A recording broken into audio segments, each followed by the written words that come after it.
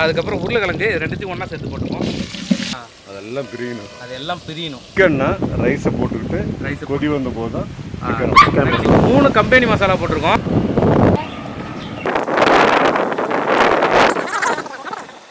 என்னாச்சு பழத்தை மேலே அப்படி லைட்டாக குத்தி வைக்கும். ஓ சூப்பராக இருக்குது,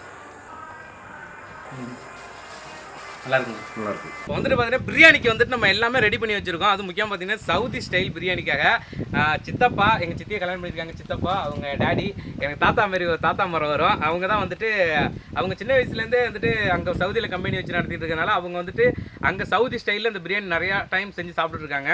அதனால் நமக்கு இன்றைக்கி நம்ம ஸ்பெஷலாக நமக்கு இது வந்துட்டு எப்படி ரெடி பண்ணுறோம் சொல்லி தரோம்னு சொல்லியிருக்காங்க. அதுக்காக எல்லா பொருளுமே நம்ம வந்து வச்சுருக்கோம் ரெடி பண்ணி. வந்துட்டு எல்லாமே ரெடி பண்ணி வச்சாச்சு. முதல் பாஸ்மதி ரைஸு நம்ம வந்துட்டு 5 பாக்கெட் பாஸ்மதி ரைஸ் வாங்கி வச்சுருக்கோம், 5 கிலோ. இதில் பார்த்தீங்கன்னா வந்துட்டு பட்டை, லவங்கம், ஏலக்காய், அப்புறம் கல்பாசி, அப்புறம் மராட்டி முக்கு, ரோஜா இதழ் எல்லாமே வந்துட்டு பார்த்தீங்கன்னா மசாலா ஐட்டம் ஃபுல்லாக வந்துட்டு அதாவது வாசனைக்காக இது ஃபுல்லாக சேர்க்கறதுக்காக வச்சுருக்கோம். அடுத்து முந்திரி இவ்வளவும் போடுறதில்ல, கொஞ்சமாக முந்திரி, நெய். முக்கியமாக சொல்லணும் ஸ்பெஷலாக வந்துட்டு நல்லெண்ணெயில் தான் வந்துட்டு இந்த பிரியாணியை வந்து நம்ம செய்ய போகிறோம். இது கூட பார்த்தீங்கன்னா வந்துட்டு சவுதி ஸ்பெஷலாமா. இதில் எப்படின்னாக்கா 3 வகையான பிரியாணி மசாலா வந்துட்டு கலந்து 3 கம்பெனி மசாலா. ஆமாம், 3 கம்பெனி மசாலா. ஆச்சி, சக்தி, அப்புறம் மட்டும் ராக் போட்டு 3 கம்பெனி மசாலா. அதுக்கப்புறம் மட்டும் பார்த்தீங்கன்னா மல்லித்தூள், இது வந்துட்டு காரத்தூள் காரத்துக்கு. அடுத்து மெயினாக உருளைக்கிழங்கு. இது கூட பார்த்தீங்கன்னா வெங்காயம் வாங்கி வச்சுருக்கோம். வெங்காயம் வந்துட்டு 1.5 கிலோ வெங்காயம். இது கூட பார்த்தீங்கன்னா வந்துட்டு உருளைக்கிழங்கு 2 உருளைக்கிழங்கு வந்துட்டு இந்த சைஸுக்கு நம்ம வந்துட்டு கட் பண்ணி வச்சுருக்கிறோம். இது உருளைக்கிழங்கு போட்டால் அது ஒரு தனி ஃப்ளேவர் வருமாமா. என்னாச்சு பழம் எதுக்காக சேர்க்குறீங்க? இது வந்து நல்ல ஒரு ஸ்மெல்லு வர்றதுக்கு. ஸ்மெல்லு லிக்விட் ஊற்றும் இல்லையா? ஆமாம், அந்த எசன்ஸ். ஆமாம், எசன்ஸுக்கு பதிலாக இந்த பைனாப்பிள் வந்து டாப்பில் இந்த புதினா, இந்த மல்லித்தழை இது எல்லாத்தையும் தம் போடும்போது இதை குத்தி வச்சோம்னா இந்த எசன்ஸ் லைட்டாக கீழே இறங்கும். நல்ல ஒரு ஸ்மெல் இருக்கும். நான் எதுவும் சாப்பிட்டு பார்த்ததில்ல. இதோட எசன்ஸ் வந்துட்டு நல்லா இருக்குங்கிறாங்க, ஃப்ளேவரோட சூப்பராக இருக்குங்கிறாங்க. இது கூட பார்த்தீங்கன்னா வந்துட்டு 1/2 கட்டு புதினா, 1/2 கட்டு மல்லி. சிக்கன் வந்துட்டு மட்டன் தான் வந்துட்டு வாங்கிட்டு வரலான்னு இருந்தோம். மட்டன் வந்துட்டு இன்னைக்கு கார்த்திகை மாதங்கிறனால வந்துட்டு ரேர் ஆகிடுச்சு. சிக்கன் வந்துட்டு வாங்கிட்டு வந்திருக்கோம். 3 கிலோ சிக்கனு. தக்காளி 2 கிலோ நல்லா பொடிசாக தக்காளி வந்துட்டு கட் பண்ணி வச்சுருக்கோம் 2 கிலோக்கு. அடுத்து புதினா, மல்லி, இஞ்சி பூண்டு. இது வந்து இஞ்சி பூண்டு, பச்சை மிளகாய் இதெல்லாம் அரைச்சிட்டு அதில் நம்ம சேர்க்கணும். இஞ்சி பூண்டு, பச்சை மிளகாய் 3 சேர்த்து அரைச்சிருக்கோம். மசாலா போடும்போது சேர்த்து ஊற்றிருக்கோம். இப்போ பிரியாணி செய்ய ஆரம்பிச்சிடலாம். அடுப்பு பற்ற வச்சாச்சு, சட்டியை வச்சுருவோம். நெய் ஃபர்ஸ்ட் போட சொல்லியிருக்காங்க. நெய் கொஞ்சம் போதும். அடுத்து நல்லெண்ணெய். நல்லெண்ணெய் இது 2த்துல தான் வந்துட்டு இந்த பிரியாணியை ஃபுல் அண்ட் ஃபுல் செய்ய போகிறோம்.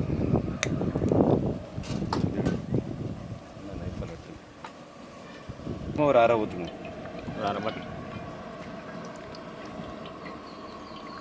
பட்டை வகைகள்.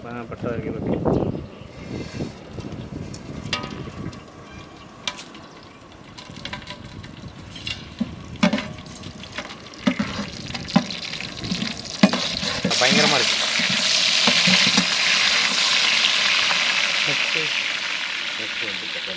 2 கிலோ பார்த்தீங்கன்னா வெங்காயம், அதுக்கப்புறம் உருளைக்கிழங்கு இது 2த்தையும் ஒன்றா சேர்த்து போட்டுப்போம்.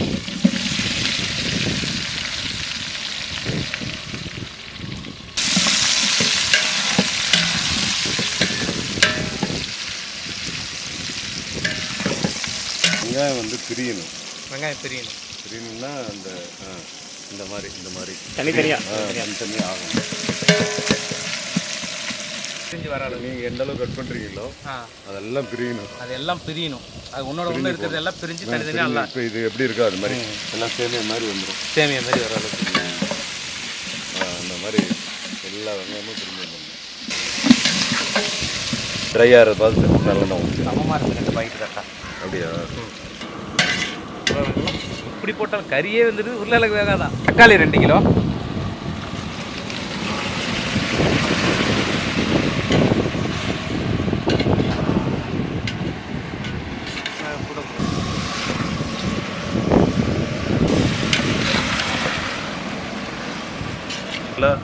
இது பண்ண பிற்பாடு தான் டேஸ்ட் வரும். ஃபுல்லாக நல்லா ஃப்ரை ஆகும் எண்ணெயிலே. ஆமாம். உப்பு வதங்கிறதுக்காக இஞ்சி பூண்டு, பச்சை மிளகாய் இது எல்லாத்தையும் 3த்தையும் ஒன்றா சேர்த்து அரைச்சி வச்சுருக்கோம். இதை அப்படியே சேர்த்துப்போம்.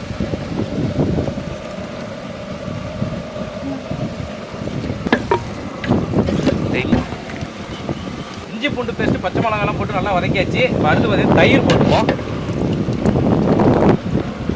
தயிர் சேர்த்தா தான் வந்துட்டு அரிசி நல்லா வந்துட்டு பொசுன்னு இருக்கும், ரெண்டாவது கறி நல்லா சாஃப்டாக இருக்கும். போதும் தயிர் போதும் போட்டிங்கன்னா ஸ்மெல் வராது. ஒரு கம்பெனி மசாலா போட்டால் பிரியாணி சாப்பிட்லாம், அவ்வளோதான். பிரியாணி சாப்பிட்லாம், மற்றபடி ஸ்மெல்லு அந்த இதோட ஒரு கம்பெனி மசாலா போட்டால் ஸ்மெல் வராது. இதில் பார்த்தீங்கன்னா ஒரு 3 கம்பெனி மசாலா போட்டிருக்கோம். எல்லாமே 50 கிராம் பாக்கெட்டு. மொத்தம் 6 பாக்கெட் வந்துட்டு சேர்த்துருக்கோம். கரம் மசாலா ஒரு பாக்கெட்டு, அப்புறம் வந்து சில்லி பவுடர் ஒரு பாக்கெட்டு காரத்துக்காக. இது அப்படியே சேர்த்துனாங்களா?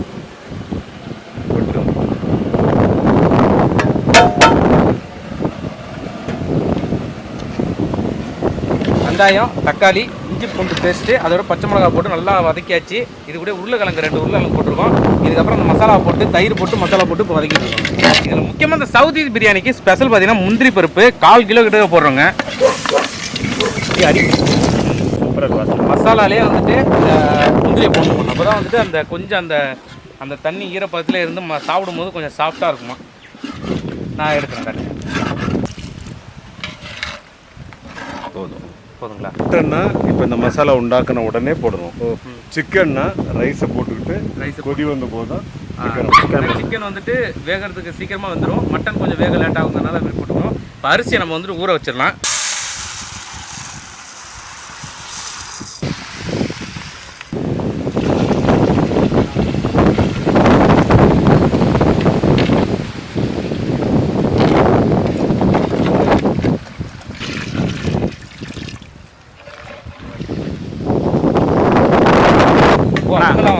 கொண்டக்கல்லாம் போடுறாங்க சில இதில் சவுதியில்.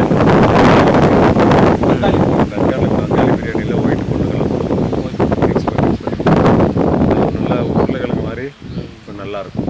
அதுக்கு வேண்டி போடுறது அது. அருமையான இடங்க. காற்று பயங்கரமாக அடிக்குது. சுற்றி பார்த்தீங்கன்னா வந்துட்டு சோளம், வாழை மரம், முக்கியமாக நெல்லிக்காய் பார்த்தீங்கன்னா நிறைய காய்ச்சிருக்கு. ஒன்று ஒன்றா பறிச்சு தின்னுட்டு இருக்காங்க. அந்தளவுக்கு சூப்பரான இடங்க. அடிக்க போனால் என்னை கையை பிடிச்சி தடுக்க முடியும். இப்படி அடிக்க போனால் அந்த கையை வச்சு அமுக்கும். எல்லாமே சாப்பிடுவாங்க. அது எல்லாமே கொடுக்குறீங்களா? அதான் முடியும். அது மாதிரி யாருக்கு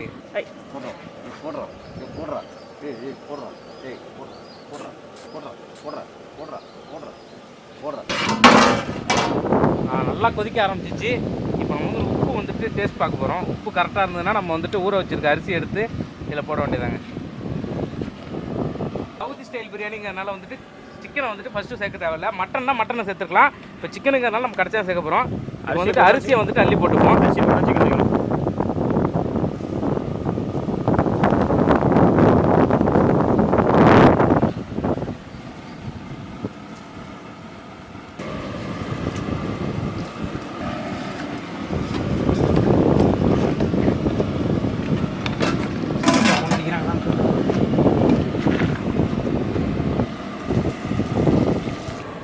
எப்படின்னு சொன்னா ஒரு நல்ல கொதி அரிசி போட்டு கொதி வந்த உடனே சிக்கன் எடுத்து வைக்கணும். மட்டனாக இருந்தால் இந்த ரைஸ் போடுறதுக்கு முந்தி வைக்கணும். அதுதான் மட்டன் வேகிறது லேட் ஆகும். கொஞ்சம் கெட்டியான பொருள், இது நைஸானது. அதனால் இது கொதி வந்த உடனே இப்போ ரைஸ் போட்டு கொதி வந்த உடனே சிக்கன் எடுத்து வச்சிடணும். சிக்கனை போட்டுப்போம்.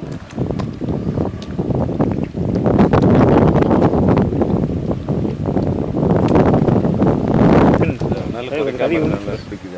அது பிரச்சனை இல்லை. அடியை கிண்டாமல் இருக்கும். அடியை கிண்டா ஸ்மெல் வந்துடும் மேலே. ஓகே. சிக்கன் வேறு தண்ணி விடுவார். சிங்கு போட்டு இந்த நாய்க்கு அப்போ தான் ஒன்று போட்டு கறி வந்துருக்கும். நாய்க்கு பச்சை கறி கொடுக்குறீங்க. இந்த ரைஸ் இன்னும் கொஞ்சம் வேகணும்னு நினைக்கிறேன். தண்ணி சேர்த்துக்கலாங்களா? இரு போதும்.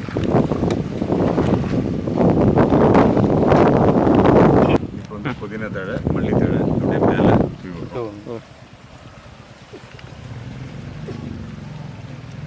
நல்லா தூள். அது பாதி, இது பாதி. மல்லித்தழை பாதி, புதினா தழை. என்னாச்சு வளர்த்தா மேலே அப்படி லைட்டாக குத்தி வைக்கணும். ஊத்துறோம் இல்லையா? ஆமாம் எசன்ஸ் பிரியாணி எசன்ஸ். அதுக்கு வேண்டி இந்த பைனாப்பிள். அதுக்கு பதிலாக இது இப்போ நம்ம தம் பண்ணும்போது லைட்டாக அந்த எசன்ஸ் அப்படியே கீழே இறங்கிடும். சரி, நல்ல டேஸ்ட்டாக இருக்கும். டேஸ்ட்டாக இருக்கும். அடுத்தது இந்த திராட்சை. திராட்சை, காஞ்ச திராட்சை. அடுத்து ஊற்றி விடுங்க. காஞ்ச திராட்சை.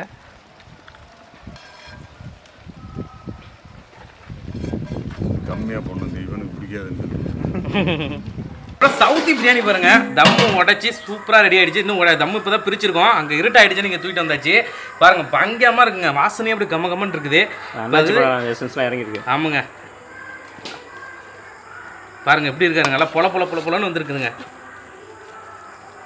பாருங்க நல்லா அருமையாக இருக்குது. சிக்கன்லாம் இருந்துச்சு அந்த தம். ஆமாம், சிக்கன் நல்லா அருமையாக வந்துருக்குதுங்க. இதை பாருங்க உடையுது சிக்கன், நம்ம எடுக்கும்போது எப்படி உடையுது பாருங்க, அந்த அளவுக்கு சூப்பராக வந்துருக்குங்க.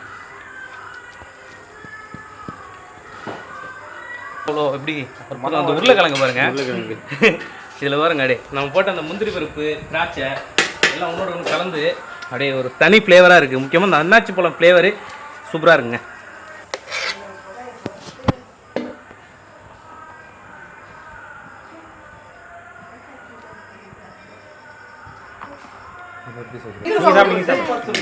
அதே ஸ்டைல் இருக்கா? நீங்கள் நாங்கள் நீங்கள் சொல்லிடல, ஆனால் நீங்களும் எடுத்து ஒரு போடுங்க. நல்லா இருக்குங்க, நல்லா இருக்கு. அவ்வளோதான் சக்ஸஸ். இப்போ நம்ம வந்துட்டு பாருங்க நிறைய பிரியாணி இருக்குது, நம்ம கொஞ்சம் தேவையான அளவு சாப்பிட்டுட்டு மற்ற எடுத்து எல்லாருக்கும் ஷேர் பண்ண போகிறோம், கொடுக்க போகிறோம்.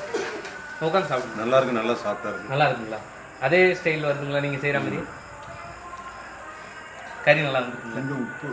கொஞ்சம் உப்பு அதிகமாகிடுச்சா? கம்மியாக இருக்கு மாதிரி, கம்மியாக இருக்கிற மாதிரி இருக்கு. உப்பு கொஞ்சம் கரிச்சா மாதிரி போட்டால் தான் உப்பு ஏறும். Saudi biryani, Saudi biryani, Saudi ஸ்டைலில் இருக்கிற நம்ம செஞ்ச தமிழ்நாட்டு பிரியாணி. சாப்பிடுங்க சாப்பிடுங்க சாப்பிடுங்க சாப்பிடுங்க, வளர்றப்பல சாப்பிடுங்க. நல்லா அருமையாக பார்த்தீங்கன்னா பொல பொல பொல பொலன்னு வந்துருக்குங்க. சித்தப்பா பார்த்தீங்கன்னா வந்துட்டு முந்திரி பருப்புலாம் சாப்பிடாம என்கிட்ட தள்ளி விட்றாங்க, உடம்பு ஊட்டச்சத்து வேணும் சாப்பிடுன்னு சொல்லிட்டு. பாருங்க பீஸு எந்த அளவுக்கு வந்துருக்குன்னு ஒரு காட்டுறேன் பாருங்க. டே பாருங்க சரியான சூடுங்க. இப்போ பீஸோடு வச்சு இங்கே பாருங்க, சிக்கன் நல்லா பொல பொலன்னு வந்துருச்சு. அப்படியே பிரிச்சா பாருங்க நூல் மாதிரி வருது. நூல் மாதிரி வருதுன்னா ஃபேக்ட்ரிக்கு அனுப்பலாமா? த்ரெட் மில்லுக்கு சொல்லுங்கள். அப்படியே இப்படி எடுத்து இப்படி சுருட்டி வச்சு உண்மையாக அதில் ஒரு ஃப்ளேவர் வருது. நார்மலாக நம்ம செய்கிற பிரியாணியை விட அதில் ஒரு தனி ஃப்ளேவர் இருக்குது உண்மையாகவே. அந்த அன்னாச்சி பழம், அன்னாச்சி பழம், அந்த முந்திரி பருப்பு நிறைய போட்டுருக்கோம், திராட்சை நிறைய போட்டோம். அது மட்டும் இந்த புதினா கொத்தமல்லி கடைசியாக மேலே போட்டு தான் தம் போட்டோம். அந்த ஃப்ளேவர்லாம் வந்துட்டு உண்மையாக உருளைக்கிழங்கு போட்டோம். முக்கியமாக அது இங்கே உருளைக்கிழங்கு கிடைக்கல. உண்மையாகவே சரியான டிஃப்ரெண்ட்டுங்க. டேஸ்ட் உண்மையாக பங்கமாக இருக்குது. ஏலக்காவோட டேஸ்ட் மகா கூட இருக்குங்க. கிடையாது